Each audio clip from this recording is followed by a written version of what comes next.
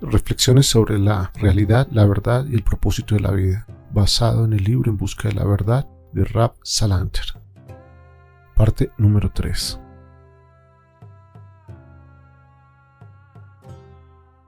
Erróneamente creemos que cuando nos olvidamos de una idea, esta ha dejado de existir. En realidad su impresión aún existe en nuestro cerebro, pero ya no está cerca de nuestro consciente. Cuando nos esforzamos por recordar una idea olvidada, esta puede volver a nuestra conciencia.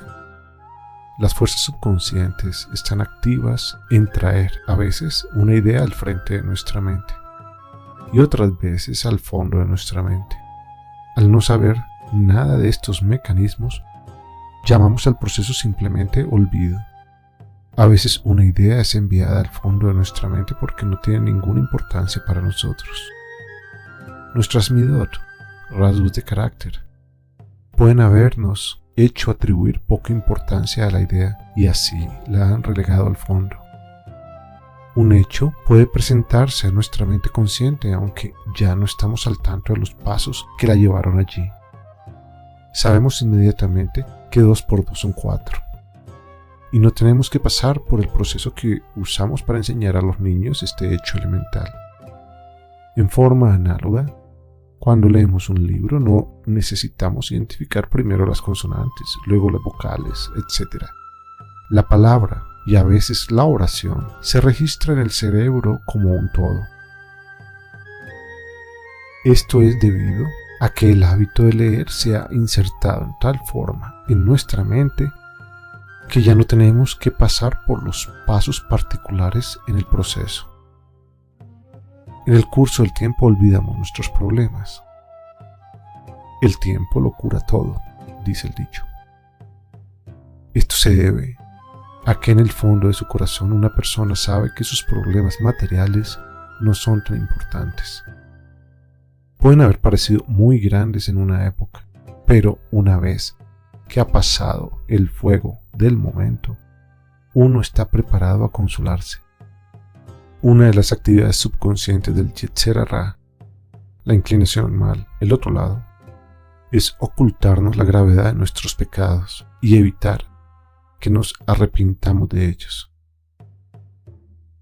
La gente tiende a olvidar sus pecados, pero Hashem, Dios, nos lo recordará a su tiempo, aún el pecado más pequeño.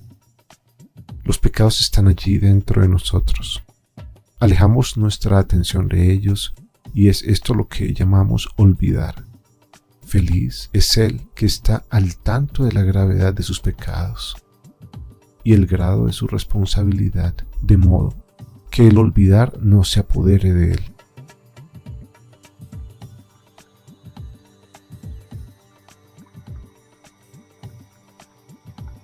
Una idea puede estar formada por muchas pequeñas partes, y cada una de las cuales no puede distinguirse por sí misma. Así como en la percepción física vemos una mano, pero en realidad nos estamos enfrentando a innumerables células microscópicas. La motivación de una persona para realizar cierta mitzvah, un precepto, puede ser casi perfecta, pero puede estar implicado en forma pequeña un motivo indigno. Esto puede ser casi indistinguible, pero aún forma parte de la motivación del acto y será revelado un día por Hashem. Y por esto también cada persona será considerada responsable. ¿Por qué? Porque pudimos haberlo distinguido. Si hubiese él estudiado en forma adecuada y si se hubiese dedicado a adquirir el sentido de la verdad, si hubiese trabajado duro en mejorar sus midot, rasgos de carácter, hubiera tenido éxito en crearse dentro de sí mismo el microscopio que le hubiera permitido distinguir cualquier cosa indigna o corrupta, aún en el grado más pequeño. Una persona puede santificar el nombre de Dios no solamente en sus acciones, sino también en cada parte de sus acciones, aún en las que no son normalmente accesibles a la observación. Cuando decimos, no existe el olvidar ante tu trono celestial, queremos dar a entender que el juicio de Dios traerá a juicio. incluso las porciones infinitesimales de nuestros motivos con los que esperábamos santificar el nombre de Dios. Y nada está oculto de tus ojos, dice el versículo. Estos son los ojos de Dios que examinan la tierra. Como dice el Zohar, estos son los testigos que rinden testimonio de las acciones humanas. Los ojos de Dios atestiguan las más pequeñas y las menos obvias. Los seres humanos ven con los ojos, y ante el escrutinio humano es difícil distinguir la pequeña mezcla de maldad, pero Dios ve con el corazón, y ante su escrutinio, aún el punto más pequeño es visible. Dado que nuestra visión espiritual tiene tantos problemas con la percepción de lo ultra pequeño, Dios nos dio la Torá que puede ayudarnos a distinguir lo que de otro modo estaría más allá de nuestra percepción. La Torá es la verdad absoluta y sus juicios penetran hasta la última verdad, y solo a través de ella podremos recordar. A su vez, también Dios está listo para recordar, en beneficio de una persona, incluso una cantidad infinitesimal de bien que ella pueda haber realizado, pero solo para aquellos que lo traen a Él a la mente.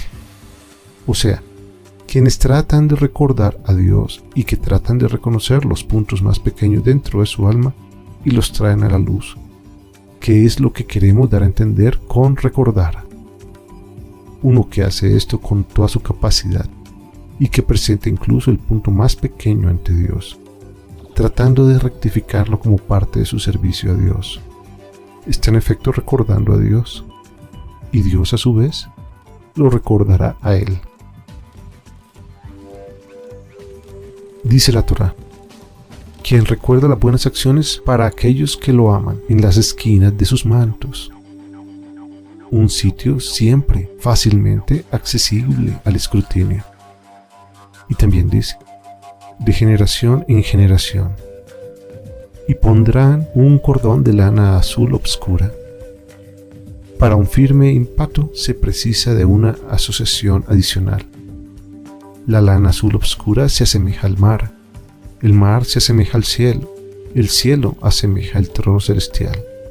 Esto es para despertar en nosotros la conciencia de que las mitzvot, los preceptos, son de Hashem, y que su propósito es santificar su nombre y proclamarlo Rey sobre nosotros. Este es el significado de trono celestial.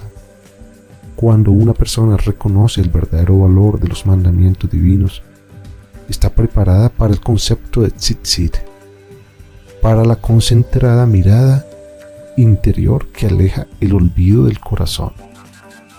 Pero esto no basta, se precisa de algo adicional. Serán para ustedes como tzitzit, dice el versículo. Ustedes tendrán que prepararse. Deben ustedes sentir que a través de este artefacto van a entrar en profunda y especial concentración. Y entonces lo veréis refiriéndose a Hashem. Como se puede ver, no se trata de una tradición sin fundamento y sin sentido de uso de un manto. Que debe ser una persona para poder recordar en la profundidad de su corazón. ¿Cómo puede recordar los valores olvidados? Podemos aprender esto de la porción de los tzitzit. Después de todo, la mitzvah de los tzitzit nos fue entregada con el propósito expreso de recordar. ¿Cuál dice el versículo? Para que puedas recordar todas las mitzvot, todos los preceptos. La mitzvah de los tzitzit es introducida en forma algo desusual. Habla al pueblo de Israel. Habla. En hebreo, daver. Es a menudo utilizada para indicar dureza. El hablar duramente a una persona madura la conmociona y le abre los oídos espirituales. Después, y diles, señala un enfoque más tierno. El amor y la ternura llevan el mensaje al corazón. La introducción debe ser tanto con temor como con amor. La palabra tzitzit significa mirada concentrada. Harán tzitzit para ellos mismos. El objeto de la concentración deberá ser cuidadosamente preparada. Ha de ser absolutamente claro que está dirigida a nosotros mismos. Y solo a través del estudio constante de la Torá se estará en capacidad de ver con el ojo de la mente, con suma claridad, que todo el mundo existe tan solo para hacer su voluntad, la de Dios. Es decir, la Torá, esto es ver a Dios. Solo después de esta clara visión que la Torá llama, y lo verás, puede uno llegar con completa sinceridad al nivel llamado, y recordarás. Solo en esta forma es posible el verdadero recordar. Sin todos estos preliminares, nuestro recordar es indigno del nombre, porque está basado en ilusión y falsedad. No es en forma alguna cosa fácil el seguir recordando en la profundidad de nuestro corazón, como nos lo obliga a hacer la Torá cuando nos dice: y recordaréis todos los mandamientos de Hashem. Recordar todos sus mandamientos es tan solo posible para alguien cuyo corazón está continuamente concentrado tan solo en Hashem. Y viene luego, y los efectuarás. Cuando no hay memoria adecuada, no habrá puesta en acción. De allí uno eleva a y no os desviaréis. Cada corazón humano posee el atributo de la curiosidad. Este fue creado para un propósito espiritual, para que la gente se vea estimulada a buscar al máximo el estudio de la Torá y a proporcionar un incentivo para el estudio profundo. Recordar verdaderamente es recordar todas las mitzvot, no solamente como el ser humano evalúa los mandamientos de Hashem, sino como Hashem evalúa sus mitzvot para nosotros. Y está escrito: todos mis mandamientos, y seréis santos. Feliz es aquel que se las arregla para ver las cosas a través de los ojos de Dios. Es el santo que está tan lejos de enredarse con el Yetzer Hará, las fuerzas del mal, que éste no puede desviarlo ni confundir sus valores. Esta es la verdadera santidad que es vuestro Dios. Dios mismo está dispuesto a testificar su carácter genuino. Y a dicha persona le dice Dios: e invócame en el día de la angustia, yo te salvaré, y tú me glorificarás. Pero Dios dice al malvado: ¿quién eres tú para enumerar mis mandamientos y tomar mi alianza en tus labios? Tú que aborreces el musar, la introspección ética y moral de las parábolas de la vida y la creación, y echas a la espalda mis palabras. Los rabís nos dicen que Dios no quiere alabanza del malvado. Y el rabí David Kimji, el famoso comentarista, escribe en relación a lo anterior: si tus ofrendas son sinceras, entonces te salvará. Pero quien ofrece un sacrificio para exhibirse sin arrepentirse de sus errores, muestra desprecio hacia Dios, ya que implica que Dios no conoce su corazón. El que ofrece sacrificios y exhibe bondad, sirviendo a Dios mientras su corazón es malvado y sus actos son malos en extremo, niega en efecto a Dios, implicando que Él no sabe ni le escucha. Cree que puede ocultar su verdadera forma de Él y está lejos del arrepentimiento. Dicho de otra manera, el que presta un servicio externo, desprovisto de vida interior, muestra desprecio hacia Dios, porque en lo profundo de su corazón cree que Dios no sabe lo que piensa y que puede esconder su maldad tras de sus acciones externas. Tal individuo está lejos del arrepentimiento. Oímos que la gente dice a menudo: probemos X por lo menos una vez en nuestra vida. ¿Y X? ¿Es aquí algún trivial placer físico? ¿En verdad importa si morimos sin probar X? Desde luego que no, pero La curiosidad puede convertir a lo trivial en algo tremendo. Puede hacer creer a una persona que la vida no vale la pena si no se ha probado X. Una vez que uno está en manos de la curiosidad, existe el grave peligro de ser arrastrado a la idolatría y la inmoralidad, en donde esta característica juega parte importante. Cualquiera que se haya adentrado en escritos anti-Torah sabe hasta qué grado es la curiosidad un factor esencial, y ciertamente que lo mismo sucede con los deseos físicos. Es posible sobreponerse a tal mal uso de la curiosidad solamente viéndolo, recordándolo y haciendo, nada menos que realizando todos los mandamientos. De otro modo, la naturaleza seguirá su curso y os desviaréis. Esta es la única salida.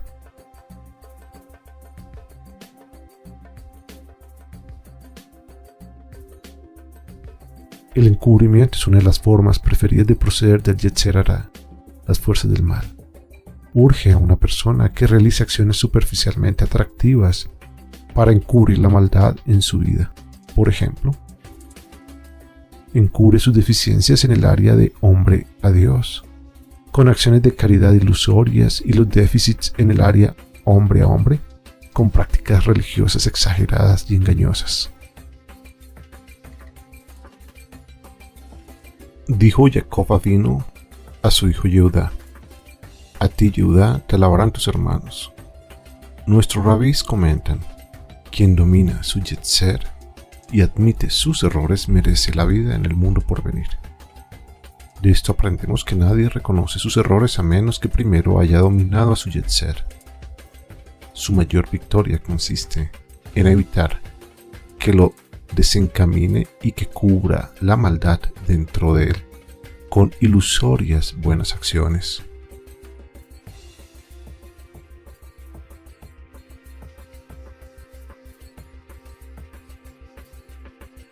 El rabí Simha Zissel escribe que en el mismo grado que un hombre reconoce a su yetzer, el Yetzer Hara, la inclinación al mal, él reconoce a su yotzer, es decir, a su creador. Esto significa que una persona distingue la luz de la oscuridad y la verdad de la falsedad en el mismo grado en que consigue escapar de la astucia del Yetzer Hara, y a ese grado conoce a Hashem. He ahí la importancia del conocimiento y el estudio de la Torá. Sin conocimiento no hay discernimiento. Sin discernimiento no hay conocimiento de Dios. Hay que recordar que el hombre rasha, el malvado, se define como uno cuyo corazón es malvado y cuyas acciones son marcadamente malas. Presuntamente oprime al que puede y hace cosas desagradables a Dios. El rasha, el malvado, es definido por sus acciones, más bien que por sus motivos. Por ejemplo, Dios no quiere que sus maravillas sean contadas por un hombre malvado, porque la narración de milagros por un hombre malvado sería una profanación, no una santificación del nombre de Dios. ¿Qué hay del servicio divino, como la oración y el sacrificio? Su ejecución áspera y superficial, sin espiritualidad, es mucho peor. Pero Dios, en su vasta misericordia, nos permitió servirlo en esta forma con la esperanza de que a la larga alcancemos la espiritualidad. Pero ¿cuánto peligro de profanación existe si nunca llegamos allí? El único sendero es intensificar nuestros esfuerzos con el musar, la introspección de las parábolas de la vida y la creación y la ética, para llevar la verdad que conocemos a nuestros corazones. Cuando esto ocurra, la profanación finalmente se habrá convertido en santificación. Kedusha. Es solamente estudiando Musar que uno tiene oportunidad de llevar este punto de introspección en medio de nuestras vidas cotidianas. Con el musar es posible salvar la situación. Sin musar no hay ninguna oportunidad. Aquellos que tienen tan solo un servicio externo añaden la contaminación del pecado y el embotamiento del espíritu a todo lo que hacen, a menos que arreglen para ellos una sesión de estudio de musar en forma organizada e intensa. Por ejemplo, leemos que Rachel estaba celosa de su hermana. Mas, ¿se trataba de celos de tipo nocivo en el sentido de que le molestaba que su hermana tuviese algo que ella no tenía? ¿O se trataba de celos de tipo positivo, en el sentido de que los celos de los escribas aumentan la sabiduría? Es decir, los que lo hacen ver a uno algo bueno en el vecino y nos estimulan a alcanzar lo mismo. Es obvio, dice el Rabí Simcha Zissel, que debemos aceptar la segunda opción. Sabemos que Rachel mostró grandeza de espíritu cuando vio a su hermana, Lea, preparándose a tomar su lugar como novia de Jacob, y le entregó a Lea las señales secretas que ella y Jacob habían acordado para una eventualidad de ese tipo. ¿Y por qué? Para que su hermana no fuese avergonzada. Una persona capaz de un amor tan supremo y de tal autosacrificio, entregando a su hermana, hasta donde ella sabía, a su prometido, la oportunidad de engendrar a las tribus de Israel, al eventual Mashiach y al propósito de la creación, todo para preservar la dignidad de su hermana, no es capaz de sentir celos del tipo negativo. Nos encontramos con un problema análogo con Moshe Rabbeinu. Su misión ante el faraón ha fracasado y en vez de liberar a los israelitas, el faraón incrementa su carga a un grado intolerable. Moshe vuelve hacia Dios con lo que parece ser una amarga protesta. ¿Por qué trataste duramente a esa gente? ¿Por qué me enviaste? Si se hubiera tratado de otra persona y no Moshe, habrían dicho que este exabrupto exhibía falta de fe en la bondad y benevolencia de Dios.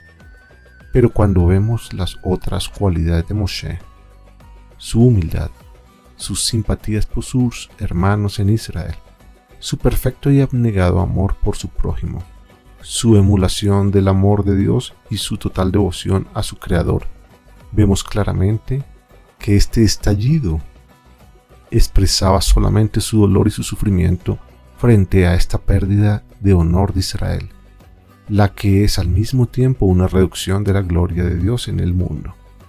¿Por qué me enviaste? Moshe expresa su sentimiento de incapacidad. En su humildad se siente indigno de que la gloria de Dios se haya manifestado a través de él. Este pensamiento es expresado por nuestros rabís en el Midrash Rabbah, en donde dicen: cuando Moshe dijo, ¿por qué trataste duramente? El atributo de justicia quiso atacarlo, pero Dios dijo, dejadlo en paz. Habló por el honor de Israel. Este puede ser otro significado de los dichos de nuestros rabís. Los justos cambian el atributo de justicia por el atributo de la misericordia, y los malvados hacen lo contrario. Es decir, que los justos pueden hacer a veces cosas que parecen atraer el atributo de justicia y severidad, pero cuando examinamos sus otras acciones, que muestran su abnegación, nos damos cuenta de que nuestra primera apreciación estaba equivocada, y la crítica es reemplazada con admiración. Esto se debe a que las otras acciones muestran la verdadera dirección de sus vidas y al contrario, aun cuando los malvados ejecutan acciones que parecen justas y parecen exigir misericordia, a la inspección de sus obras acciones, nos damos cuenta de la falsedad de sus acciones aparentemente buenas, y entonces el atributo de la misericordia deja lugar al de la severidad. El relato de Yosef nos proporciona un ejemplo adicional. Superficialmente su conducta hacia sus hermanos parecía ser típica de una actitud vengativa, pero entonces leemos: Yosef ya no pudo contenerse. y nos damos cuenta de que el trato a sus hermanos ya no reflejaba un resentimiento en su corazón. Al contrario, tuvo que controlarse hasta el extremo del sacrificio para proceder hasta el fin. Su motivo no se nos dice, pero he oído decir que su propósito fue mitigar el sufrimiento del subsecuente exilio en Egipto. Las instrucciones que David dio en su leche de muerte a su hijo Shlomo proporcionan otro ejemplo. Comprenden dos partes. En la primera, David lo exhorta en general a seguir la Torá de Moshe y recuerda a su hijo la promesa de Dios de prolongar su reino si él lo sirve con todo su corazón y con toda su alma. En la segunda parte hallamos instrucciones de llevar a Joab y a Shmini en sangre a la tumba, mostrando en apariencia un desagradable deseo de venganza. ¿Es que alguien tiene tales pensamientos en su leche de muerte minutos antes de morir? Sabemos algo del carácter del rey David por el libro de Salmos, en donde leemos, por ejemplo, «Mi corazón está muerto dentro de mí», es decir, que no tiene ninguna tendencia a pecar. De esto aprendemos que fueron completamente por el bien del cielo. Resistió su natural tendencia a perdonarles, dándose cuenta de que las obligaciones del trono exigían que no se mostrase misericordia alguna. Los rabís dicen, un rey no puede renunciar al honor que se le debe, porque el gobernar adecuadamente al pueblo de Israel depende de que se honre al rey. Este punto de vista se confirma por el hecho de que la segunda parte de las instrucciones de David, refiriéndose al castigo de Joab, empezase con la preposición en hebreo begam, que significa y también, mostrando que David no veía nada de incongruente en las dos partes de sus instrucciones. Al contrario, formaban parte de un tema único: la adecuada observancia de la Torá de Dios. Esto explica la regla de interpretación que nos dieron los rabís. Los actos de los sadikim, los justos, deben ser siempre interpretados como buenos y los actos de los malvados deben ser siempre interpretados como malos. Todas las otras acciones del sadik, del justo, se unen para informarnos de la verdadera naturaleza de este acto, y todas las otras acciones del rasha, del malvado, se combinan para decirnos que esta tampoco es diferente. Las acciones se prueban una a la otra.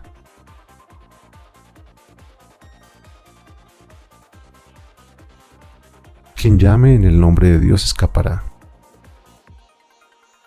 ¿Cómo puede un ser humano ser llamado por el nombre de Dios? El Todopoderoso es llamado misericordioso. Tú también debes dar generosamente a todos. El Todopoderoso es llamado justo. También tú serás justo. Él es considerado afectuoso. Tú también serás amoroso. El versículo dice: todo lo que es creado por mi nombre, y yo he creado por mi gloria. Y dice: Dios ha formado todo por su bien. Cierto hombre fue arrestado por los romanos y les dijo: yo soy uno de los hombres de Pompeyo. Y lo dejaron ir. Ahora bien, si alguien que invoca un nombre de carne y sangre escapa, con más razón escapará el que invoca el nombre del Creador del mundo. Siendo llamado por el nombre de Dios significa pertenecer al ejército de Dios, como lo atestigua la comparación con yo soy uno de los hombres de Pompeyo. El pertenecer a un ejército, sobre todo si se trata de un cuerpo de élite, implica renunciar a la propia familia, a su propiedad, a su subsistencia, incluso a la salud y a la vida propia, sacrificándolo todo en aras de su gente. En forma análoga, un siervo de Hashem puede ser llamado siervo de su ejército solamente si esta es su única ambición y si está preparado a olvidar su individualidad a tal grado que su mismo comer y beber son parte de su servicio al Todopoderoso. Nuestros rabís nos revelan que quien ha alcanzado este nivel automáticamente podrá llamar en el nombre de Dios. Antes de llegar a este nivel de servicio, sus oraciones no pueden ser sinceras y su llamar en el nombre de Dios es tan solo una farsa.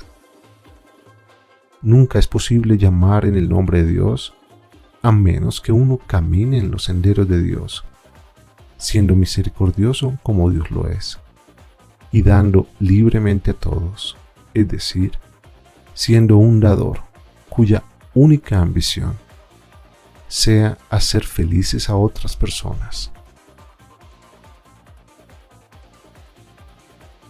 Sabemos que para influenciar a otra gente en la dirección correcta, lo que se necesita no es la habilidad de predicar, sino la capacidad de realizar grandes acciones, diseminar actos de amor por todos lados y abandonar el egoísmo y el deseo de recibir.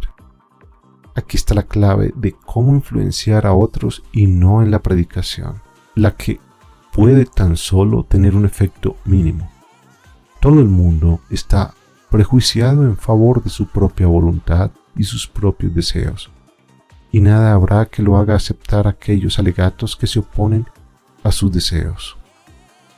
No importa qué tanta sabiduría haya en las palabras de un predicador, el soborno ciega, y el que escucha no va a cambiar por lo que oye.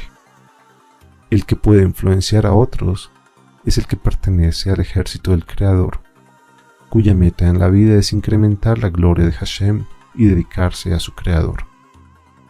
Quien actúa con el poder de dar y se sacrifica sin pensar en sus propias necesidades, su prestigio o su subsistencia o cualquier otra mundana consideración, ese es el que tendrá éxito en llevar la gente a la Torá. Hemos visto con nuestros propios ojos a gente grande en Torá, sumamente capaz, observante y meticulosa de las mitzvot, pensadores brillantes, la que nunca pudo tener éxito en imbuir a sus estudiantes con el espíritu de un Ben Torah, un hijo de la Torá. La razón es porque trataban a sus yeshivot, sus escuelas de estudio de Torá, como una posición, como una fuente de subsistencia y de prestigio. Esta actitud nunca logrará modificar las actitudes básicas de otras personas. Nuestros rabís dicen: palabras que vienen del corazón penetran el corazón. Cualquier persona, incluso la más prejuiciada, puede distinguir palabras salidas del corazón, o sea, de un sentimiento interior de amor verdadero y de amor altruista, y no hay prejuicio que resista esto. Allí donde está la luz de la verdad, allí desaparecen las tinieblas.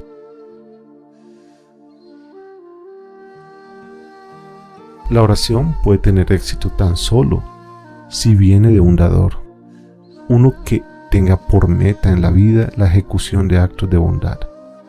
Tan solo la oración de tal persona puede ser sincera. ¿Por qué es así? Primero, porque un tomador no puede evitar el sentimiento de que básicamente debe su propio éxito a sus propios esfuerzos. A tal persona le falta la fe en virtud de su arrogancia, y sus oraciones nunca pueden ser sinceras. Y en segundo lugar, porque la esencia de toda oración exige que el nombre de Dios sea santificado a través de mí. Aun cuando rezo por mis necesidades físicas, mi oración va impulsada a pedir a Dios ayuda en mi tarea de proveerme de estas necesidades, sin las cuales no podré seguir tras mi meta, que es acentuar la santificación del nombre de Dios. El tomador no está interesado en estas metas y nunca puede rezar adecuadamente. A través de la bondad humana adquirimos la bondad de Dios, medida por medida.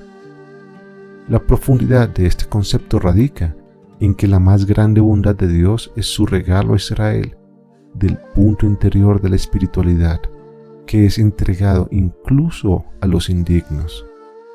Aquí se nos concede en forma inigualada un inmerecido Gesed, bondad. Desgraciadamente, Nuestra generación se ha alejado de la Torá de los padres. Hay que asir con firmeza las acciones bondadosas. Hay que aprender la Torá de la bondad. ¿Cómo? A través de actos de bondad, es decir, a través de la dádiva, a través del dar. El dar conduce a la fe. Ya se ha explicado en las raíces del Musar que todo pensamiento proviene del interés. Lo que una persona no quiere pensar nunca entra en su mente. Se deduce que todo pensamiento está teñido en cierto grado por el interés y que el soborno ciega el ojo del sabio. Me basta con aceptar un regalo de alguien para que ya no pueda ver la verdad respecto a él. ¿No es cierto? Si mi propio interés estuviese afectado. Concluimos que nuestra única esperanza de llegar a la verdad en asuntos a los que el Yetzer Hará, la inclinación al mal, se opone, es quitando todos los prejuicios de nuestro corazón y haciendo un esfuerzo supremo por buscar la verdad, y tan solo la verdad. Óigase bien, un esfuerzo supremo por buscar la verdad. Debemos de dejar claro que el prejuicio y el interés tienen sus raíces en el poder de tomar, que es la fuente de todos nuestros deseos. Y puesto que son el prejuicio y el interés los que opacan nuestro reconocimiento de Hashem y nuestra fe en Él, la única forma de reconocer la verdad acerca de Hashem consiste en quitar el tomar de nuestro corazón y en su lugar reforzar el poder de dar. Esta es la única forma de despertar dentro de nosotros el interés por la verdad, que, como sabemos, es una condición indispensable para el reconocimiento de la verdad. ¿Qué es la fe? ¿Es parte de la psicología humana tener fe, creer? Si así fuese, sería aplicable a todo lo que oímos y solamente un bobo cree todo. Tampoco es correcto dignificar con el nombre de fe la adhesión intelectual a proposiciones que no estamos dispuestos a respetar. Puede decirse que un hombre solo tiene fe en aquellos asuntos que en el fondo de su corazón reconoce como verdaderos y como decisivos para él.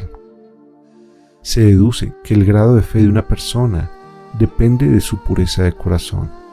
La honestidad y la verdad están íntimamente relacionadas.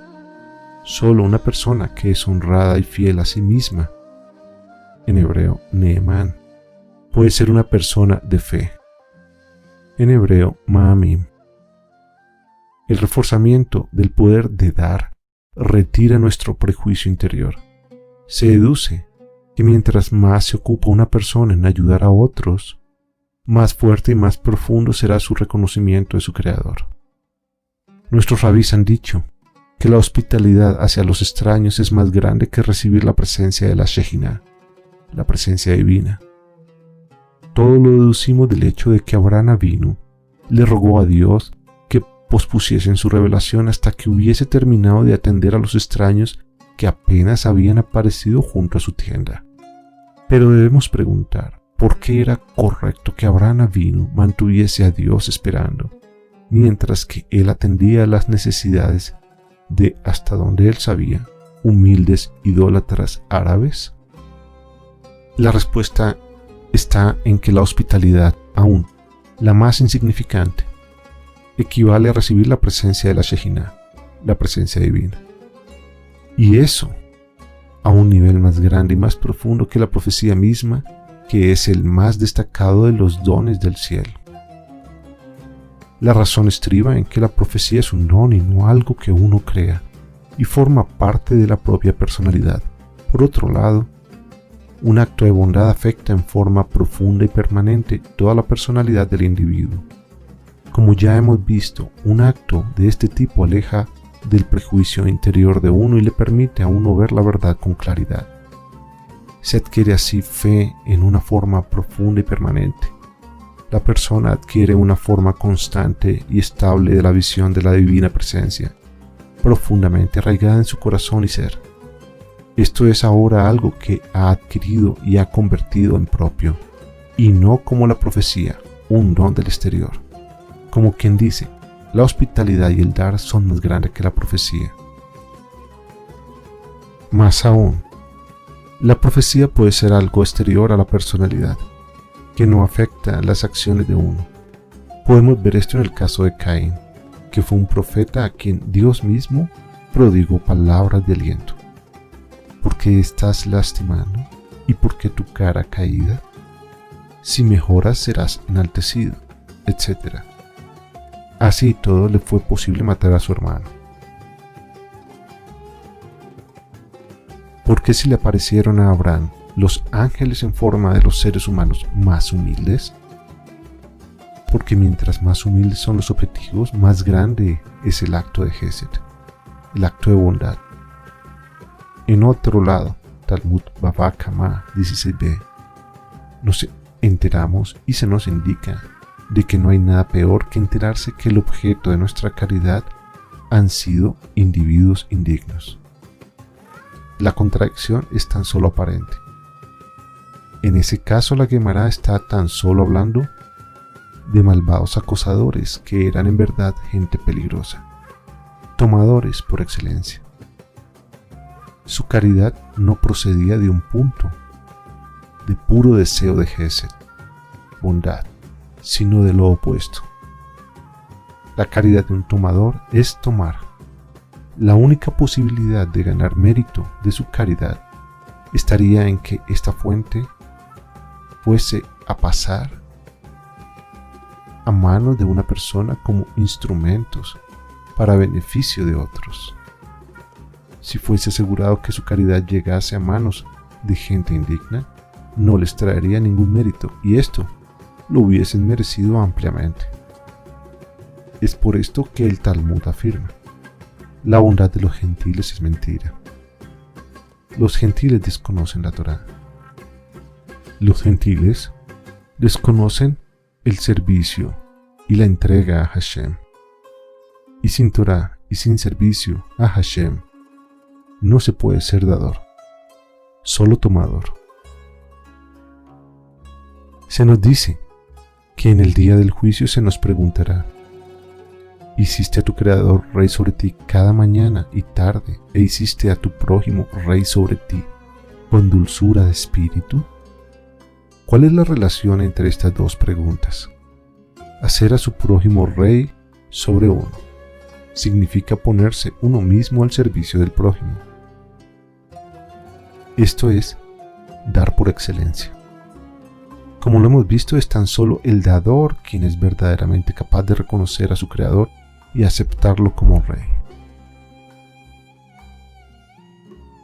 La gratitud es un producto del poder de dar. El amor brota del acto de dar y no al contrario. Es decir, no se es generoso como consecuencia de amar a alguien, sino que se ama a alguien cuando se le da. Se ama al que más se le da y no se da al que más se ama. La relación entre fe en Dios y gratitud hacia Dios sigue el mismo patrón. La gratitud y el dar llevan a la fe, y no es la fe la causa de la gratitud. Lo lógico sería que esta última proposición fuese genuina. Cuando uno reconoce la grandeza de Dios, uno debería de estar agradecido por toda su generosidad, pero en la práctica las cosas no funcionan así. Una persona no reconoce a Dios en su corazón en gratitud, a menos que se haya purificado primero en su corazón de la enfermedad del prejuicio egoísta, el producto del egoísmo y del tomar. Una persona egoísta no ama a Dios. Una persona egoísta no posee gratitud. Una persona egoísta no da. Una persona egoísta no posee fe. Incluso si a una persona se le exponen francos milagros, no son estos los que llevan a la persona a la fe en Dios, sino la gratitud que los milagros producen. Moshe Rabbeinu describió todos los milagros que Dios había hecho por el pueblo judío, terminando con las palabras: y con todo esto aún no tenéis fe en Hashem vuestro Dios. Esto demuestra que sin gratitud no hay milagros que lo lleven a uno a la fe. Todas las acciones y pensamientos de la persona que vive por el poder de tomar están regidos por el principio del propio interés. Si hace algo por otra persona, ya habrá calculado con antelación que le vale la pena. Las mitzvot que realiza y la Torah que estudia, todas están sometidas al mismo principio. ¿En qué le sirven? La respuesta puede ser honor, prestigio y cosas así. O puede ser peor. Puede ser que quiera utilizar su conocimiento y su posición para lastimar y oprimir a otros. El principio es: uno cuyo interés es en sí mismo no sirve a nadie sino a sí mismo. La idea de ponerse uno sin reservas a la disposición de Dios, el concepto de amar a Dios con todo el corazón y toda el alma, les son completamente extraños. Puede que no lo admita ante otros e incluso ante sí, pero en el fondo de su corazón no cree en Dios en lo absoluto. Como hemos explicado, ¿qué relación puede tener con el servicio a Hashem? Solo el dar lleva al verdadero servicio de Hashem. Este es el significado de la respuesta de Hillel, el sabio Hillel, al prosélito potencial. Lo que no te guste, no se lo hagas a tu prójimo. Esta es toda la Torá. Todo el resto es un comentario. Ve y estudia. Uno que estudia un libro profundo sin un comentario puede fácilmente juzgar mal su significado. Pero uno que estudia un comentario sin examinar el libro en que está basado el comentario no puede comprender el libro en lo absoluto. Tal es el valor del estudio de la Torá y de la observancia de las mitzvot por el hombre dominado por el poder de tomar. La persona sumergida en el pantano de tomar es una que en el fondo de su corazón niega a Dios. Las mitzvot de tal persona no pueden ser de modo alguno consideradas mitzvot, preceptos. Todas sus acciones son como estudiar el comentario sin el libro, lo que significa que nada entiende y nada aprende. Debemos insistir en caminar por los senderos del Hesed, de la bondad. Si no lo hacemos, Dios no lo quiera, habremos pasado por alto no solo una mitzvah, un precepto en particular, sino toda la Torá y todo el servicio de Hashem. Rashi, gran sabio de la historia del pueblo judío y la Torá, escribe que la devoción en la oración está comprendida por el concepto de actos de bondad, en conformidad con el versículo. Aquel que derrama lo bueno sobre su propia alma es un hombre de bondad. Al principio esto nos suena enigmático. ¿Existe tal cosa como bondad para con uno mismo? Y si existe, ¿no es idéntica con el egoísmo? Esto se entiende como: no hay despertar espiritual sin Hesed, sin bondad. La explicación de lo anterior es como sigue. La introspección revela que los pensamientos no ocurren en todos en la misma forma. Los pensamientos que surgen de nuestros deseos vienen en la primera persona. Yo quiero eso.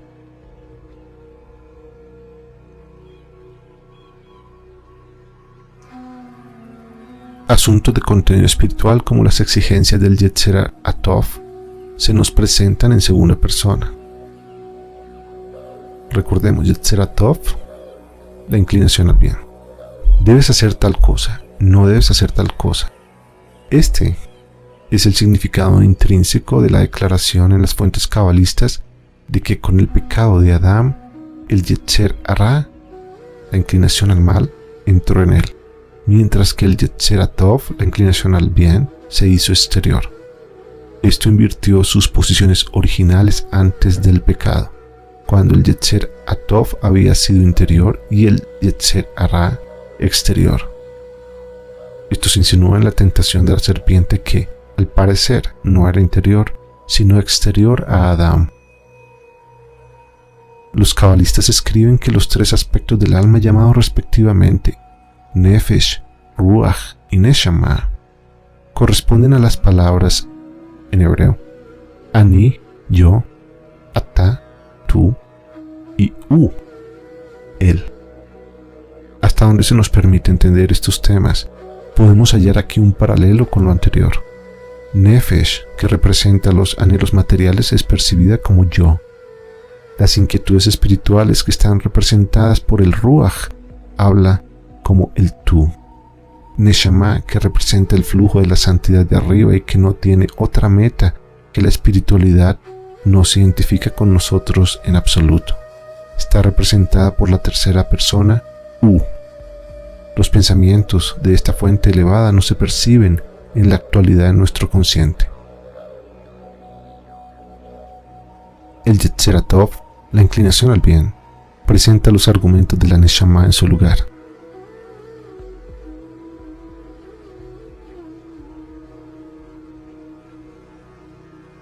En ignorante diferencia, una persona sumergida en el pantano del tomar se atiende solo a sí misma y pisotea los derechos de otros, y se encontrará con que los niveles más altos de su yo les son también extraños.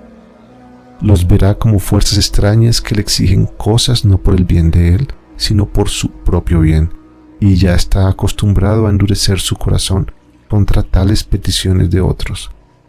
Aquí nos encontramos con el punto de encuentro de estos dos principios, el poder de la bondad y la devoción a los valores espirituales. Podemos entender la terminología de Rabbeinu Yonah en Shaarei Teshuvah 1.10, cuando escribe que deberíamos confesar a Hashem que hemos actuado con crueldad hacia nuestra preciosa alma. Se deduce que simplemente no es posible que uno se esfuerce hacia el arrepentimiento o la elevación espiritual, a menos que esté preparado para tratar las peticiones que vienen de su yo superior con misericordia y compasión. Después de que se ha arrepentido y ha logrado internalizar su yo más alto, se dará cuenta de que los temas espirituales que le parecían extraños eran en realidad sus propias necesidades. De modo que hemos podido comprender la profunda penetración de Rashi, citado anteriormente, quien nos dijo que el despertar espiritual y la devoción en la oración surgen del poder de la bondad, de modo que todo progreso espiritual depende del poder de dar, que se traduce como compasión por el yo más alto.